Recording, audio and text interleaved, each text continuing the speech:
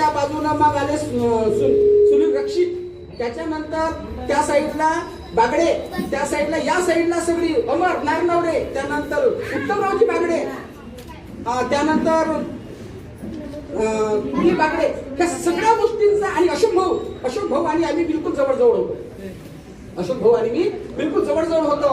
जेव्हा त्यांच्यावर एखादा प्रसंग जरी आला तर तो प्रसंग आणि आनंदाने कसा सहन करायचा ही जी कला होती ना, ती बाबूजीमध्ये होती. उभ्या आयुष्यात बाबूजींनी कधी कोणाची फसवणूक केली नाही, पण सौद्यासाठी गावभर फिरले, पण एकही सौदा लागला नाही. आयुष्यभर फिरले आणि त्यांच्या गोष्टी, रवी लाखाचा सौदा झाला, त्याचा टोकन भेटते ना, परंतु त्याच्यामध्ये लाखो रुपये खर्च झाले, पण एकही रुपया दादांना सौदा एकही रुपया सौद्यामध्ये भेटला नाही. म्हणून सौदे करता करता दादा थकून गेले, पण एकही सौदा झाला नाही. दादांनी विशेष म्हणजे सौदे केले, परंतु पैशाचे सौदे केले नाही आणि दुसऱ्यांना सौदे दिले. त्यांच्या जवळचं होतं नव्हतं ते गेलं, परंतु सौद्यामधून त्यांना एकही रुपया मिळाला नाही. आम्ही हे पाहिलं की एक धापेवाडाला आम्ही कार्यक्रम घेतला होता. धापेवाडाच्या विहारामध्ये कार्यक्रम घेतला होता सद्गंमत प्रचार केंद्राचा. त्यांची मुलगी पण होती आणि तिथं खूप मोठा गोंधळ झाला, मारामारी सुरू झाली. तेव्हा दादांनी माईक हाती घेतला आणि त्यांचं प्रसिद्ध गाणं त्यांनी म्हटलं, खबर आहे जब मन अनमोल और हृदय हो डामाडोल तब मानव तू मुख से बोल बुद्धं शरणम गच्छामी. हे जेव्हा त्यानं गाणं म्हटलं ना, तेव्हा संपूर्ण जो परिसर होता तो दुमदुमून गेला. त्याचा साक्षीदार मी आणि मीच ते आयोजित केलं होतं. इतका मोठा गोंधळ दादांनी फक्त एका शब्दामध्ये, एका गाण्याने तो मावळून टाकला. इतका मोठा विरोध मावळला. आणि यासाठी दादांचं जे महत्व आहे सामाजिक आणि धार्मिक, दादांचा एक पांढरा सफारीचा ड्रेस, त्याच्यावर काळा बूट आणि केसाला त्यांचे केस गेले नव्हते, ठीक आहे, परंतु त्यावर पॉलिश केलेलं आणि नेहमी दादा बिलकुल क्लीन चिट राहायचे. दाढी त्यांनी कधी उभ्या आयुष्यात वाढू दिली नाही. आणि त्यांच्या हाती एक रुमाल. आणि जेव्हा ते उभे व्हायचे तेव्हा त्यांचं व्यक्तिमत्व पाहण्यासारखं होतं. त्यांनी कोणतेही रंगीत कपडे उभ्या आयुष्यात घातले नाही. त्यांनी बंगाली पैजामा आणि पांढरी सफारी हा त्यांचा ठरलेला ड्रेस होता. आणि ठरलेल्या ड्रेस मधून त्यांचं व्यक्तिमत्व वाढत गेलं. आणि व्यक्तिमत्व एवढं वाढत गेलं की सुनील केदार जेव्हा धापेवाड्याच्या रोडवरून चालले होते, दादाची गाडी बंद पडली, मी गाडीवर मागे होतो, तेव्हा सुनील केदारनी गाडी थांबवली सरळ आणि सुनील केदार पायदळ यांच्या जवळ आले. अरे दादा काय झालं तुम्हाला, काय झालं गाडीला?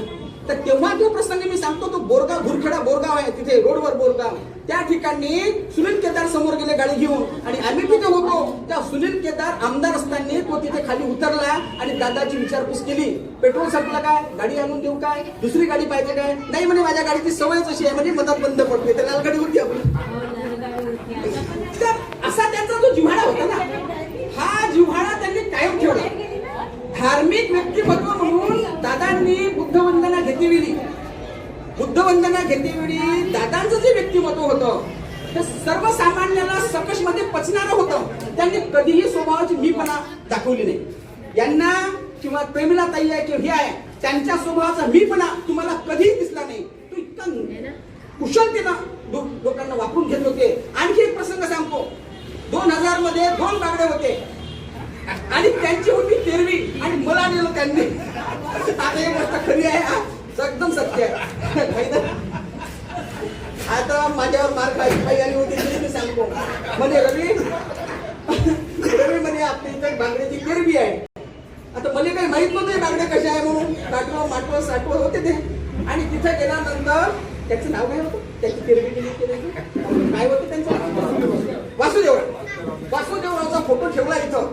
म्हणे रवी 2 शब्द बोला लागते. आता म्हटलं मृत्यू समय कोण नाही बोलत, मी चांगलं भरून बोललो बा आदरणीय होते, त्यांची थोडी माहिती विचारली आणि मी 2 शब्द बोललो.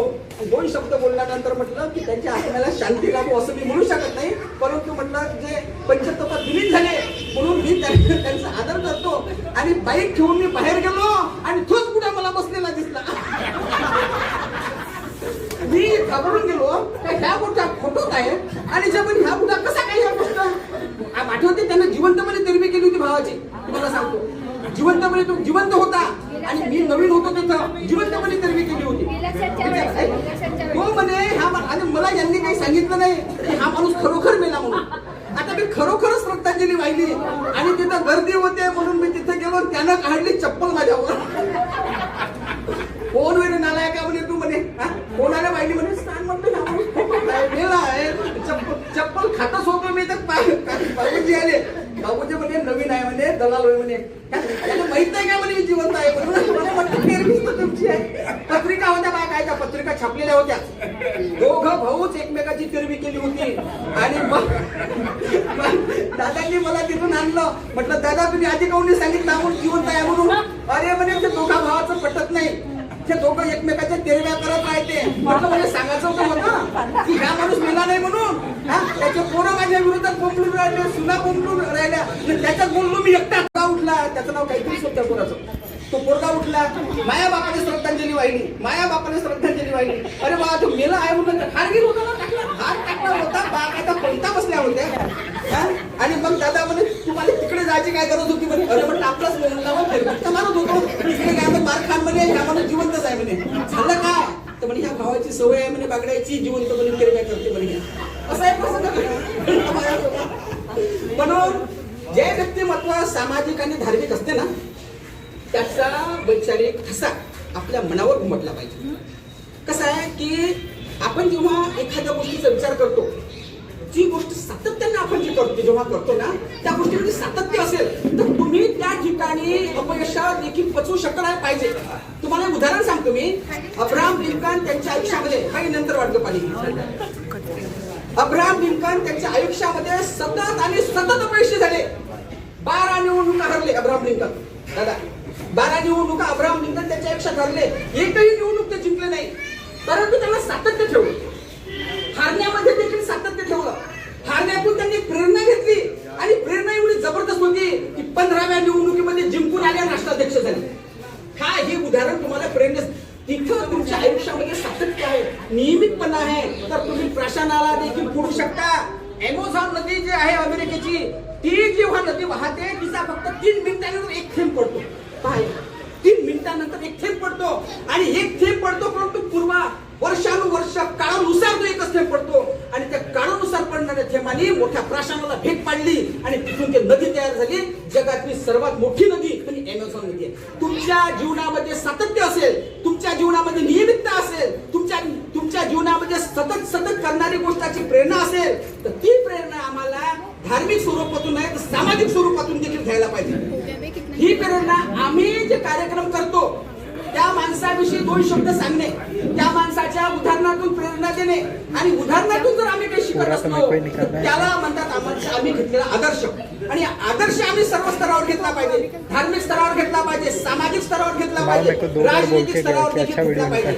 आणि राजनीतिक स्तर जेव्हा तुमचा मजबूत होईल, धार्मिक स्तर जेव्हा तुमचा मजबूत होईल तेव्हा ज्या प्रेरणेतून आपण बाबूजी ज्या धार्मिकतेचे विचाराचे होते तो विचार आम्हाला प्रचार आणि प्रसाराचं माध्यम बनते. आमच्यासाठी बाबूजीचे विचार प्रसाराचं माध्यम आहे. आम्ही ठरवलं की ज्या साहित्य संमेलन मी जे कादंबरी आहे माझी सावजी चाळ म्हणून, त्याच्यामध्ये सगळ्या घटनाचा उल्लेख आहे. दादांचा उल्लेख आहे मोठ्या प्रमाणात, प्रेमिलाताईचा उल्लेख आहे. त्याच्यातून कोणीही सुटलं नाही. सावजी चाळ या कादंबरीतून कोणीही सुटलं नाही. ते कादंबरी नक्कीच तुम्हाला वाचायला मिळेल. त्या कादंबरीतून तुम्ही पण सुटले नाही, नितीन पण सुटला नाही. सर्व गोष्टीचा ते त्यामध्ये उल्लेख आहे, बारकावे लिहिलेले आहे. ते कादंबरी तुम्हाला वाचायला मिळेल. परंतु कादंबरी वाचण्यापेक्षा एक सर्वात मोठी मुख झालेली कादंबरी म्हणजे शेवटची मुखी कादंबरी. त्याची प्रेरणा घ्या. त्या माणसाचा स्वभाव जो आहे ना त्या अरे विशेष म्हणजे माझं लग्न देखील त्या सावजी चाळ मधूनच झालं, म्हणून मी त्या सावजी चाळ विसरू शकत नाही. माझं लग्न सावजी चाळमध्ये झालं. मला एकदा आठवते, अशोक भाऊ मला एक मातंग समाजची पोरगी घेऊन दाखवायला गेले होते. घेऊन कोणती कोणतं म्हणते काय मुख म्हणते त्याला, ते कोणतं गाव आहे नाना मुखला. रवी तुला लग्न करायचं आहे काय? हो दादा लग्न करायचं आहे. चाल मी तुला पोरगी दाखवून करायचे तर सांगायचे. विचार होते मातंग समाजची. म्हटलं दादा मी बसपाचा कार्यकर्ता, बहुजन समाज पार्टी चालवतो, प्रामाणिक आहो आणि तसं करतही होतो. कारण की आम्ही बागडेच्या हातून आमचे दरवाजे देखील तोडून घेतले आहे. दादांनी सर्वात मोठं आंदोलन केलं होतं रिक्षावाल्यांचं. केलं होतं का तुम्ही? रिक्षावाल्यांचं आंदोलन केलं होतं आणि इथं बसता का चालवता म्हणून दिव्यरत्न का भव्यरत्न तो आला तिथून आणि त्यांनी माझा दरवाजा तोडला, यांचा पण दरवाजा तोडला. का? तर त्यांचं तिथं वर्चस्व होतं बागडे लोकांचं. परंतु त्यांच्या वर्चस्वाला दादा कधी घाबरले नाही. परंतु दादानं त्यांचं काम सतत सुरू ठेवलं. त्याची निमित्त आहे की दादाचं नाव आज महाराष्ट्राच्या बाहेर आहे. महाराष्ट्राच्या बाहेर दादाला आज मानल्या जाते गणमान्य व्यक्तिमत्व. एका दिवसात घडलेलं व्यक्तिमत्व नाही ते.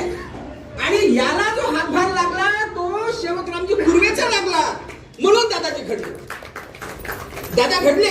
दादामध्ये जी ऊर्जा होती, दादामध्ये समोर जाण्याची प्रेरणा होती, परंतु जे पाठीवर जे थाप मारली ना ते आम्ही पण विसरू शकत नाही. आम्ही पाहिला ही गोष्ट.